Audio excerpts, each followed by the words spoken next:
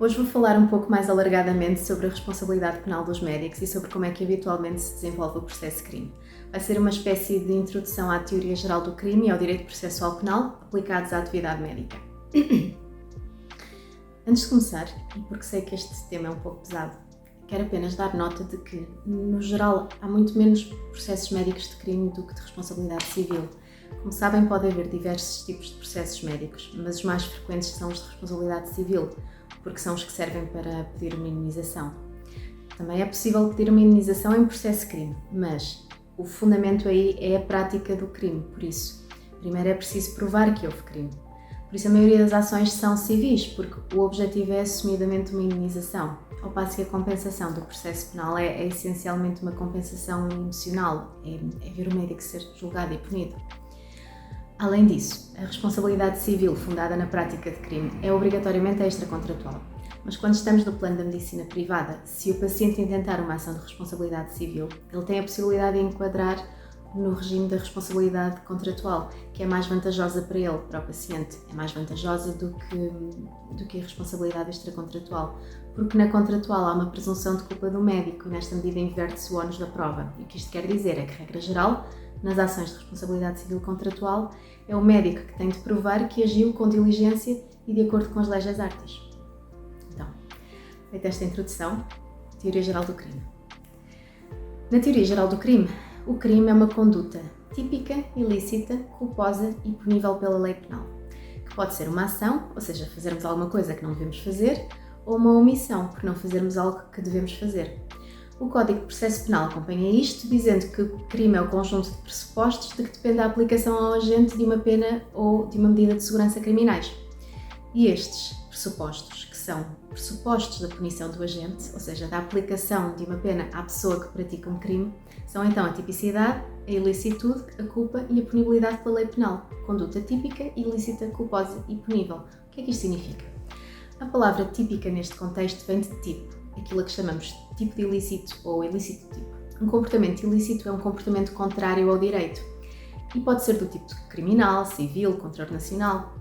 Então, para uma conduta ser crime, a lei tem de a tipificar como crime, no fundo classificá-la como crime, e sendo assim ela é contrária ao direito e é por isso ilícita. Depois, os crimes são puníveis com penas. Penal vem de pena. As penas principais que existem em Portugal são a prisão e a multa, que eventualmente podem ser substituídas, por exemplo, em determinados casos, a pena de prisão pode ser substituída por pena de multa ou por trabalho a favor da comunidade. A pena de multa, enquanto pena principal, pode ser substituída por trabalho ou por uma admoestação. E existem também penas acessórias, por exemplo, a proibição e a suspensão do exercício de função. Depois, a culpa. Um facto para ser punível tem de ser praticado com culpa, com dolo concretamente, ou então com negligência, mas só nos casos em que a lei especialmente preveja a punição a título de negligência. Ou seja, nem todos os crimes têm uma versão negligente, aliás, a maioria dos crimes não tem, é exclusivamente dolosa.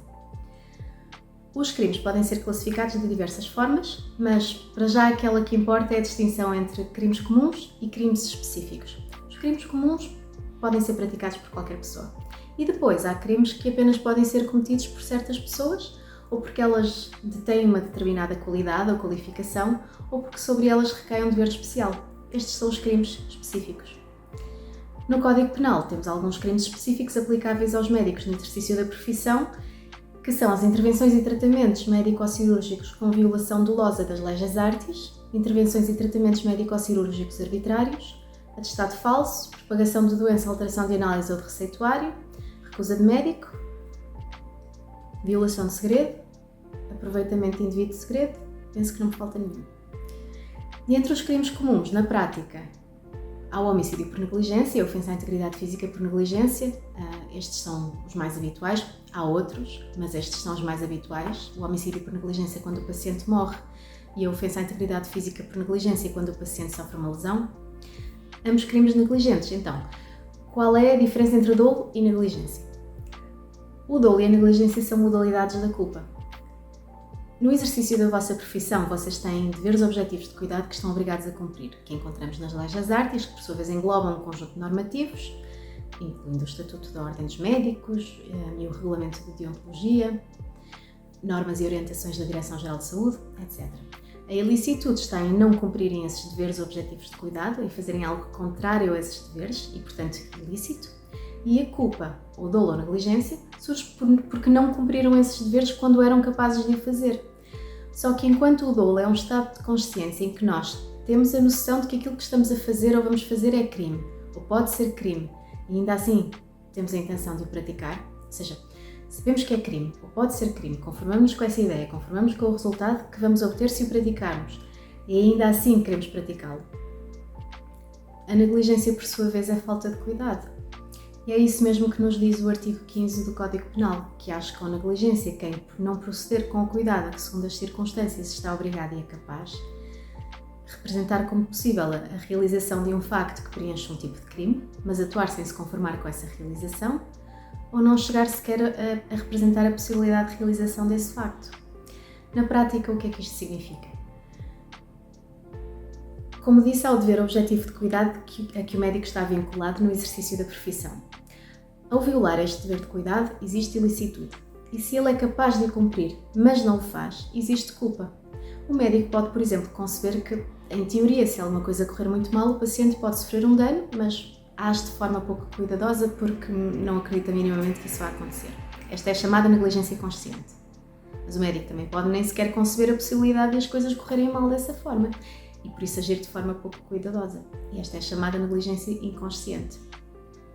Mas cada caso é um caso concreto e por isso a negligência tem sempre de ser apreciada no contexto circunstancial em que ela alegadamente aconteceu.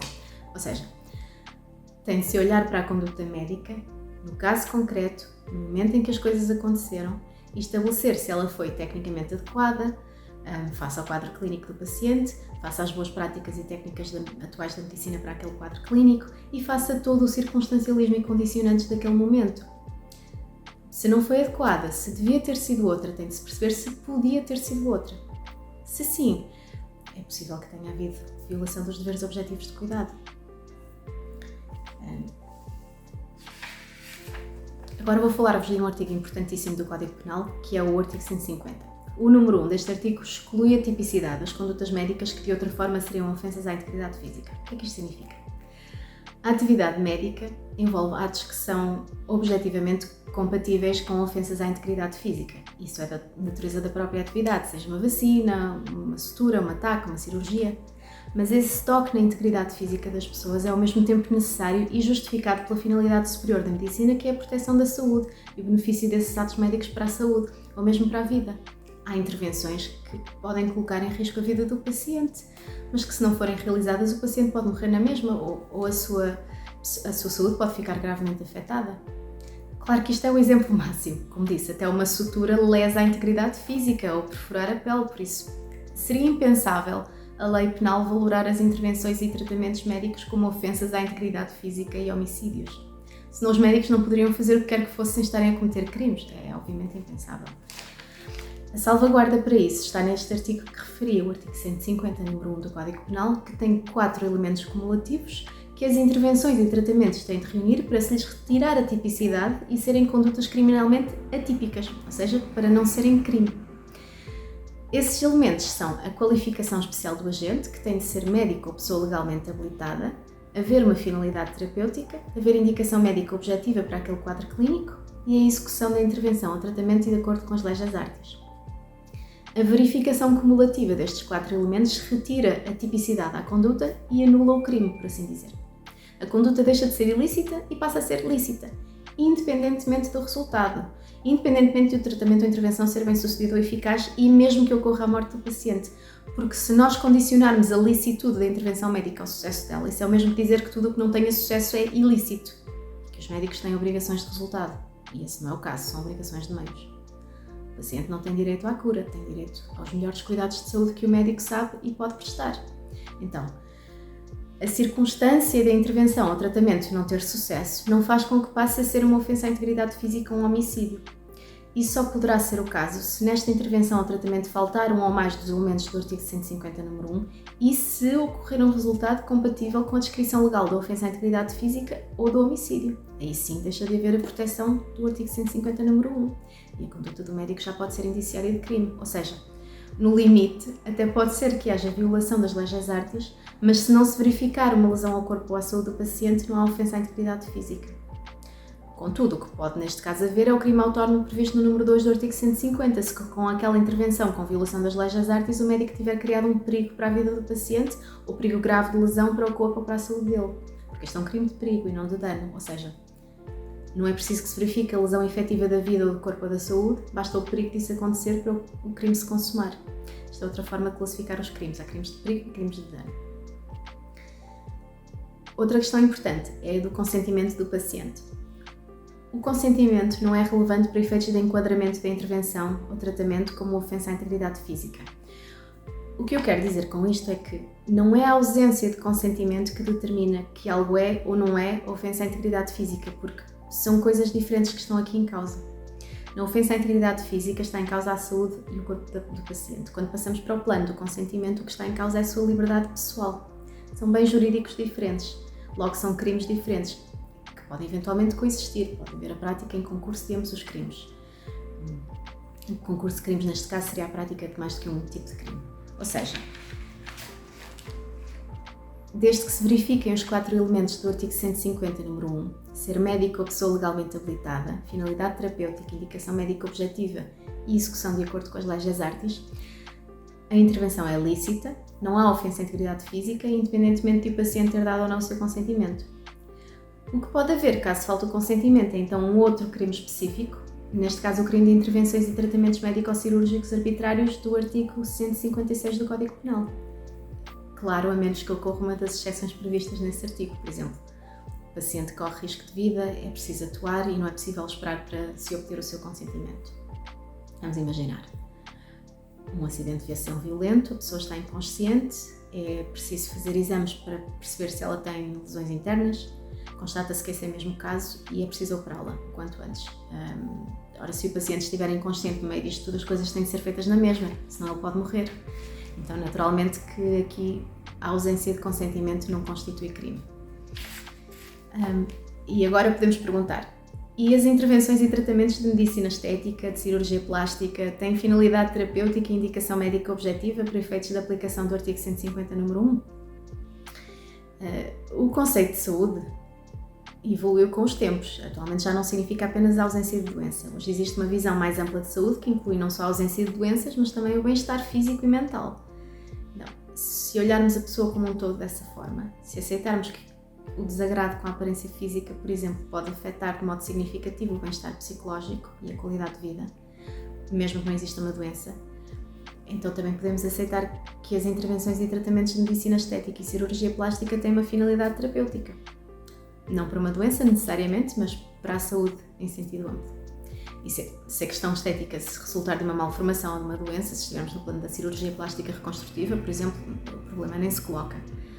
Mas e se for algo puramente estético, puramente um desejo e uma escolha do paciente de se submeter àquela intervenção ou tratamento, podemos considerar que ela tem indicação médica objetiva?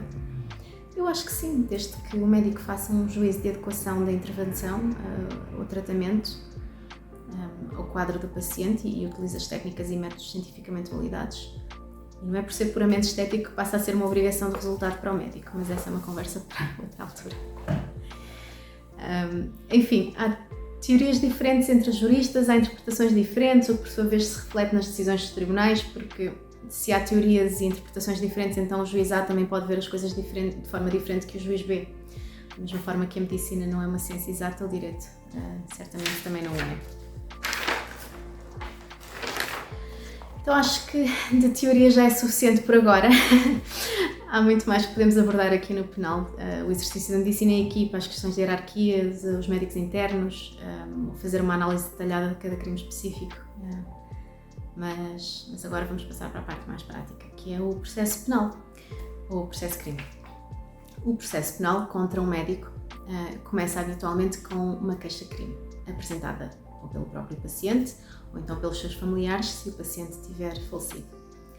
Se o paciente tiver falecido, a família próxima, a esposa, o marido, filhos, integra o conceito de vítima à luz da lei processual penal e pode apresentar queixa-crime. Com a queixa-crime é gerada a chamada notícia do crime, que é o ato de tomar conhecimento do crime por parte do Ministério Público.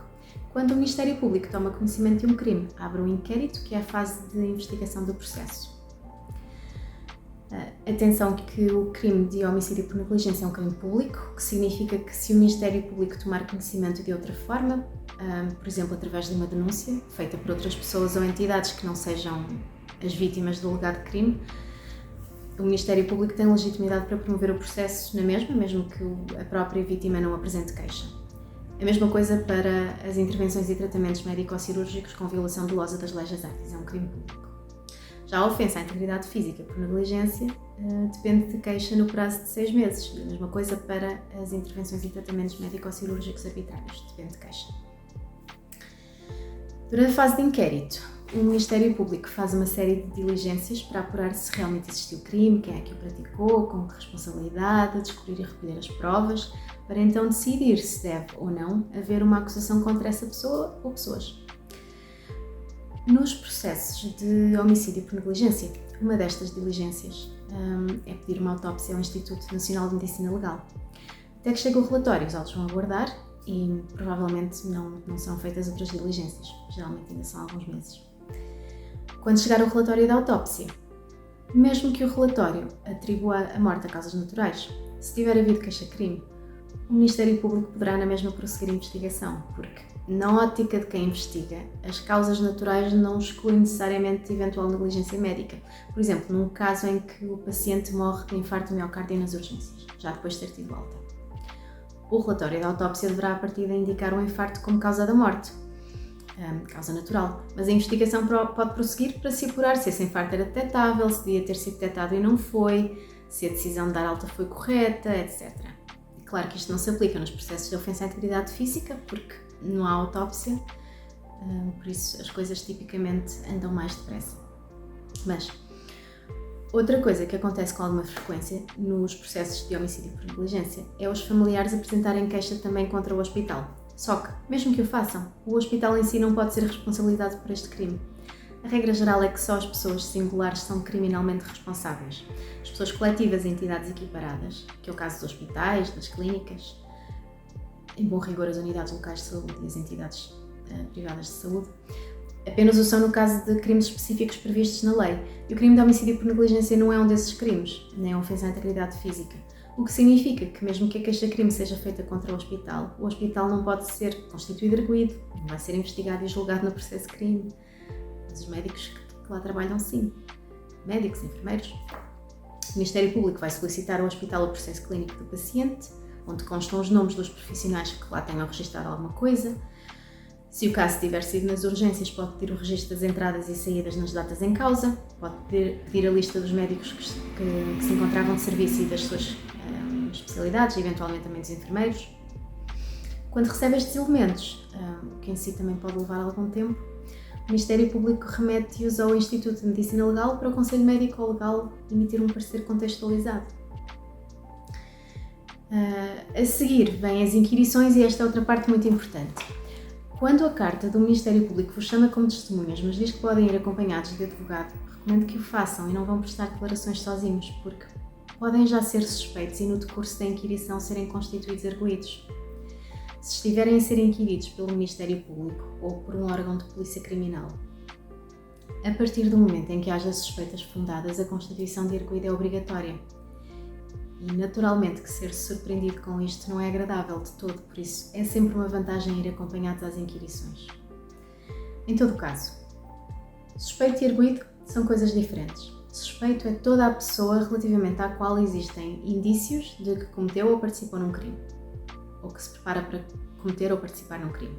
É uma zona cinzenta, ou seja, já existem indícios, suspeitas, mas ainda não são indícios suficientes, ainda não são suspeitas fundadas. E esta distinção é da maior importância porque, se no decurso da vossa inquirição se ultrapassar a fronteira da mera suspeita para a suspeita fundada, a inquirição tem de parar, vocês têm de ser constituídos arguidos e passam a ter as garantias de defesa que a lei assegura a quem é arguido, mas que não assegura a quem é apenas suspeito, nomeadamente o direito ao silêncio, à não autoincriminação e a ser assistido por defensor. Aliás, o próprio suspeito pode pedir para ser constituído arguido, sempre que estiverem a ser feitas diligências que pessoalmente o afetem. É evidente que não é agradável, mas em processo de crime isto é muito importante. E no final não é por ser arguido que se vai necessariamente ser acusado nem condenado. Às vezes o que pode acontecer quando há estas queixas contra hospitais e não contra um médico concretamente, é que os médicos que estão no processo clínico, que lá registaram coisas, ou que o hospital indicou que estavam de serviço à data dos factos, são inicialmente chamados como testemunhas, mas o Ministério Público pode já suspeitar de um ou de outro, ou pela análise do processo clínico, ou porque determinados nomes já surgiram nas inquirições de outras testemunhas, ou do paciente ou dos familiares. Mas são chamados como testemunhas. Primeiro porque suspeita em bom rigor não é um sujeito processual, ao contrário do arguido e da testemunha, que são sujeitos processuais com um estatuto formal no Código de Processo Penal. Aquilo que nós vulgarmente chamamos suspeito não é fumo. Segundo, porque aquelas suspeitas ainda não são fundadas e até podem ser dissipadas depois de vocês prestarem declarações, podem continuar a ser só testemunhas até ao final do processo e nunca virem a ser arguidos. A questão é que, enquanto testemunha, a pessoa presta juramento, está sujeita ao dever de falar verdade e não se pode recusar a falar, exceto se alegar que da resposta resulta a sua responsabilização penal. Ao mesmo tempo, às vezes a ideia é pôr a pessoa a falar enquanto testemunha e ver se ela diz alguma coisa que permita passar aquela fronteira da mera suspeita, daquela tal zona cinzenta, para a suspeita fundada. E se chegarmos a esse ponto, então naquele momento a inquirição tem de ser suspensa para a pessoa ser constituída arguida e para lhe serem asseguradas as garantias legais de defesa. E se, à data da inquirição, antes da inquirição começar, já existia matéria suficiente para constituir aquela pessoa arguida e isso não foi feito e a pessoa foi inquirida como testemunha quando já devia ter sido constituída arguida, isso significa que não lhe foram asseguradas as garantias legais de defesa, como o direito ao silêncio e a não autoincriminação e, portanto, a prova obtida dessa forma é nula e não pode ser valorada pelo tribunal. Agora, se no momento em que a pessoa presta declarações ainda não existem indícios suficientes, ainda não existem suspeitas fundadas, se isso só surge no decurso da inquirição ou posteriormente à inquirição, a questão da valoração da prova já é mais discutível. Pode ser admissível e valorada pelo tribunal, mas em determinados casos e tem de obedecer a certas regras. Concluindo esta parte, se forem chamados como testemunhas, saibam que podem levar advogado. Atenção às perguntas e à forma como elas são feitas, sobretudo se forem perguntas de resposta fechada. Se no decurso da inquirição perceberem que os factos vos dizem respeito, se vos estiverem a fazer perguntas repetidas ou muito parecidas e, sobretudo, se perceberem que ao responderem se podem incriminar, podem pedir para serem constituídos arguidos, até porque provavelmente é para aí que as coisas estão a caminhar.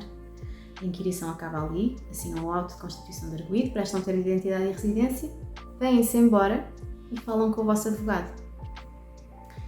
E não esperem. Depois de serem constituídos arguidos, não esperem para ver se há ou não acusação pública contra vocês. Falem logo com o advogado, para ele ter tempo de pedir a consulta do processo e saberem o que é que lá está, saberem as diligências que foram feitas e os pareceres e relatórios de medicina legal, o que é que as outras pessoas no processo declararam, enfim. Não esperem, porque se realmente vier a haver uma acusação contra vocês, o prazo para apresentar a defesa é de 20 dias, mais coisa menos coisa. Se nessa altura ainda não tiverem consultado o processo, o vosso advogado pode e deve juntar logo uma procuração forense pelos sítios e dessa forma ganha acesso ao processo completo. Mas mesmo assim ele vai ter de retirar tempo a esses 20 dias do prazo para estudar o processo quando já podia estar a escrever a defesa.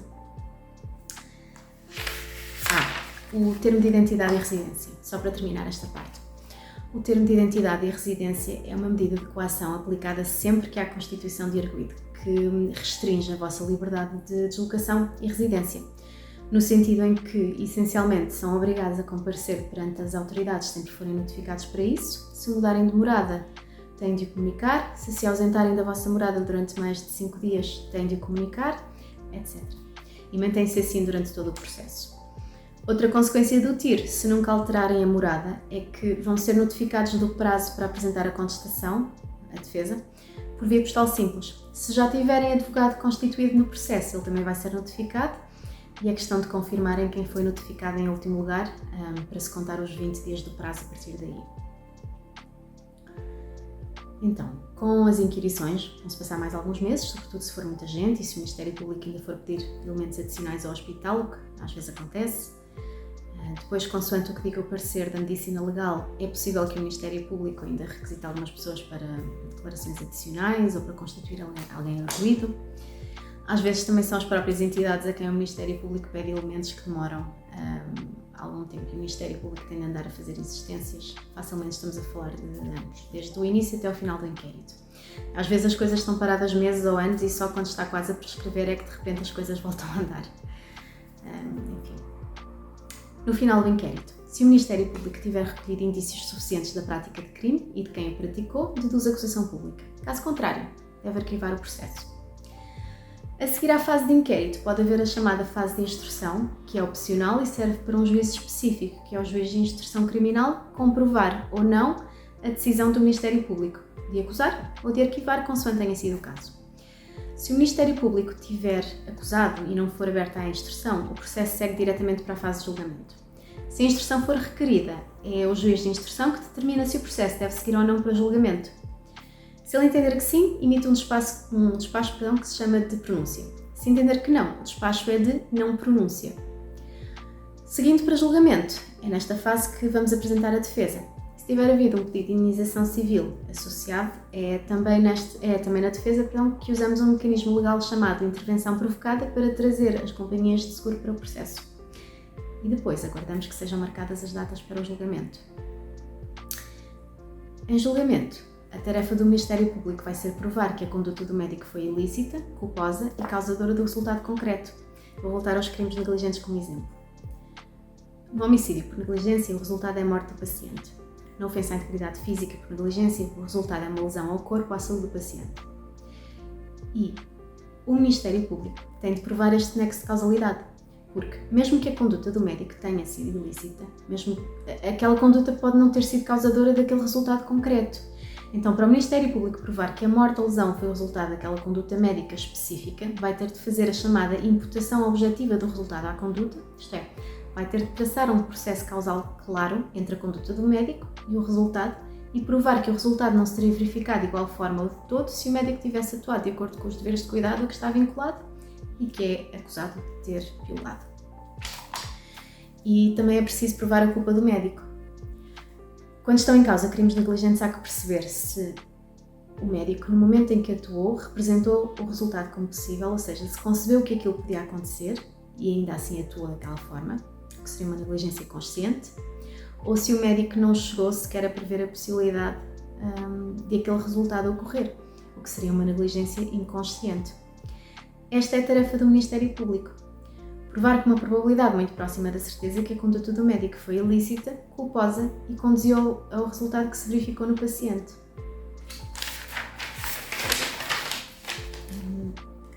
Como arguidos, vocês têm o direito, mas também o dever de estarem presentes na audiência de julgamento. Sem estarem lá, não podem exercer o contraditório, independentemente de o vosso advogado também lá estar, porque nós não podemos prestar declarações por vocês. Claro que têm direito ao silêncio, mas na minha experiência até à data nunca vi vantagem nisso, nestes casos. Aliás, quem é inocente geralmente faz questão não só de negar aquilo que é acusado de ter feito, como efetivamente explicar o que é que realmente aconteceu e o que é que fez e como e porquê. Em todo o caso, a audiência pode iniciar-se sem presença do arguido, nomeadamente com falta justificada. Eu entendo que por vezes é difícil compatibilizar as vossas agendas e escalas com as datas do tribunal, mas se não puderem estar em alguma sessão, por favor avisem os vossos advogados com a maior antecedência possível, porque se o impedimento for previsível, nós temos de o comunicar ao tribunal com pelo menos 5 dias de antecedência e já com a prova do impedimento. Outra coisa, a audiência é pública e por isso podem levar alguém para assistir e dar apoio moral, mas também podem lá estar pessoas a assistir sem qualquer relação com o processo, por exemplo, advogados estagiários. O estágio da ordem requer um número mínimo de assistências a atos processuais e por isso às vezes há estagiários a assistir. Em termos de produção de prova, primeiro ouve-se o arguido, depois as testemunhas do Ministério Público, depois o assistente, se houver assistente, ou seja, se o ofendido, vítima, se estiver constituído assistente, se não for esse o caso, quando os autos sobem, o ofendido passa a ser testemunha do Ministério Público. E por isso, por último, as nossas testemunhas. Depois o Ministério Público e os advogados fazem as alegações e no final o arguido ainda pode fazer últimas declarações se quiser. A sentença não é logo lida porque ainda demora tempo a fazer, então é marcada uma data para a leitura e nessa data já não precisam de estar se não quiserem ou se não puderem, basta o vosso advogado lá estar. quando sair a sentença, se ela for condenatória, pode fazer sentido pedir recurso. Isso é uma coisa que se avalia caso a caso. E quando já não for possível pedir recurso, ou porque passou o prazo, ou porque se esgotaram todas as instâncias de recurso, ou seja, já se recorreu até onde era possível recorrer, dá-se o chamado trânsito em julgado da sentença e começa então a fase da sua execução. Nos casos de negligência simples em que há condenação, o habitual é uma pena de multa e a experiência em si, que naturalmente não é boa. Mas como digo, salvo raras exceções, a pena não é de prisão, porque não há qualquer interesse social ou finalidade preventiva ou punitiva que sejam adequadamente servidos, dando-se penas de prisão efetivas aos médicos quando vocês cometem erros. As prisões não são para isso. Nos casos de negligência grosseira, a lei não prevê a alternativa de pena de multa, mas mesmo quando há condenação, a pena de prisão no homicídio por negligência grosseira tem no máximo de 5 anos. A partir dela será suspensa e condicionada ao cumprimento de determinados deveres, estilo o pagamento de uma quantia, o cumprimento de regras de conduta. E aliás, no caso da ofensa à integridade física por negligência, se a lesão não tiver sido grave e o paciente não tiver ficado doente ou incapacitado para o trabalho durante mais de 8 dias, o tribunal até pode dispensar o médico da pena.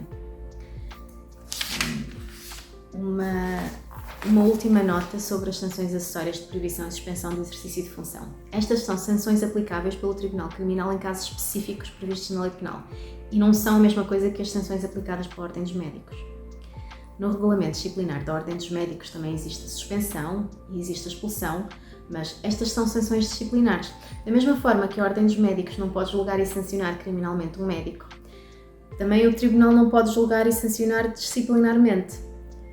Cada entidade tem a sua jurisdição e as suas competências, por isso, ainda que o Tribunal condene criminalmente o médico, o Tribunal não lhe pode retirar a cédula profissional, nem o pode expulsar da Ordem. A única entidade que tem poder para isso é a Ordem dos Médicos. O que pode haver é, pelos mesmos factos, simultaneamente haver um processo de crime e um processo disciplinar, com comunicação institucional entre os dois processos. E se para resolver o processo disciplinar for preciso resolver primeiro as questões criminais, o processo disciplinar pode ficar suspenso até essas questões criminais serem resolvidas e depois aquilo que tiver sido apurado no processo de crime pode ser aproveitado para a instrução do processo disciplinar. Espero que este vídeo tenha sido interessante, não demasiado maçudo. O tema é realmente muito complexo e dá para muitos vídeos. E quando conseguir vou fazer algo semelhante sobre a responsabilidade médica civil e sobre o processo civil. Muito obrigada por assistirem. Até à próxima.